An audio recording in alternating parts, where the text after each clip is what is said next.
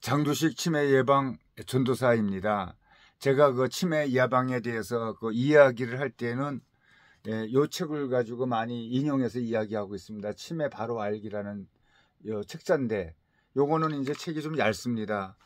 요 책은 이제 비매품이기 때문에 구입이 어렵지만은 그 치매 안심센터나 그 보건소에 가면은 볼 수 있는 책자입니다.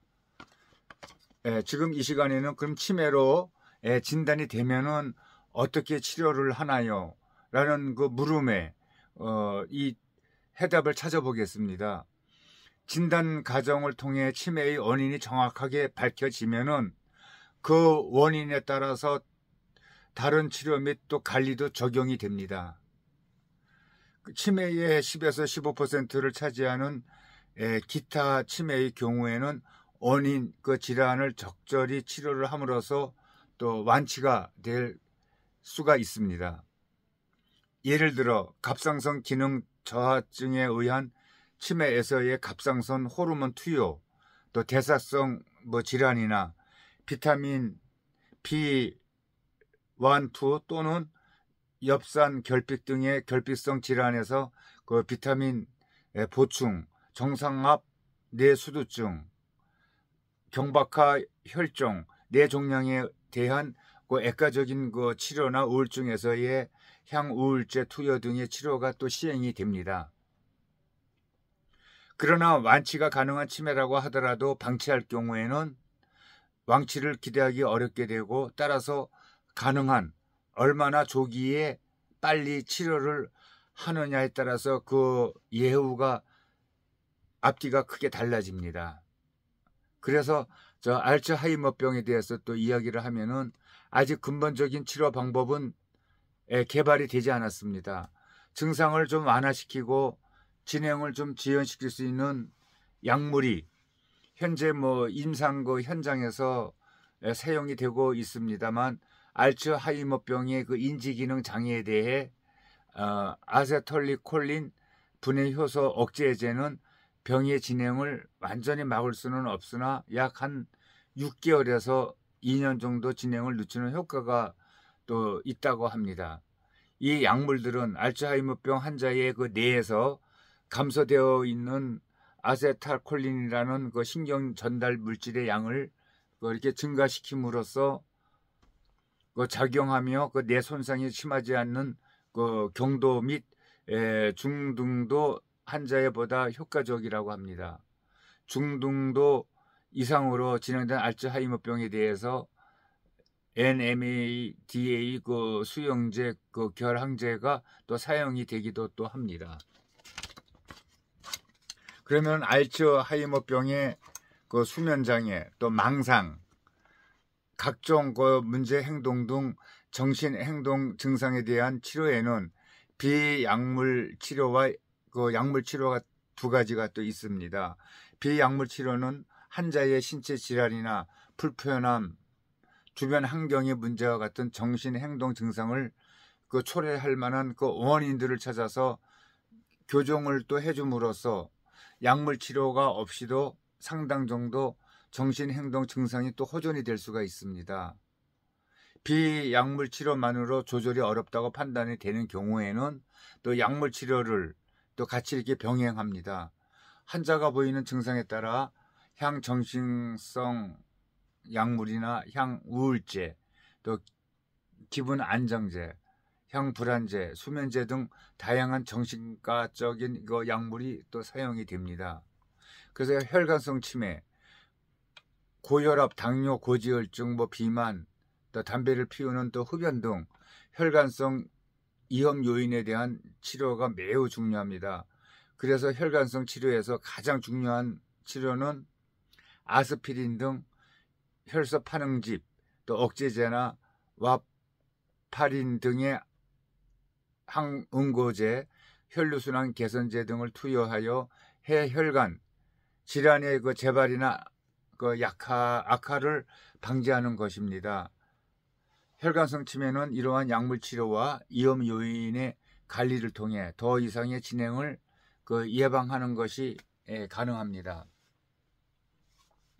또한 알츠하이머 병에서와 같이 아세틸콜린 분해 효소 억제제나 MADA 수용제, 기량제를 사용하여 인지 기능 개선 효과를 기대할 수가 또 있습니다.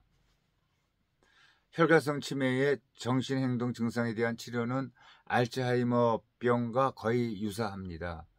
그리고 여기 치매도 또 치료가 되나요 하고 이렇게 물어보는 내용이 있습니다.